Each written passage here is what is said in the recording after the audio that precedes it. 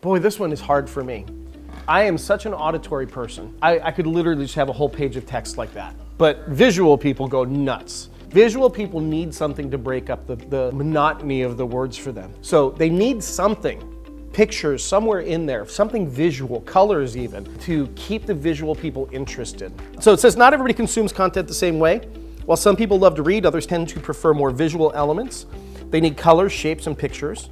They need visual elements to break up the long passages of text. Captions are almost as important as the headline and subhead, because many people will skitter through your text. They're not going to necessarily read from top to bottom. What most people do when they get to a web page, they look at the headline and the subheadline. They'll scroll down, look at some of the section heads. They'll go down to the bottom, look at the offer, then they'll come back up and start reading through the page. Captions are one of those things that people read when they're skittering through. So having a caption underneath your pictures can be very important.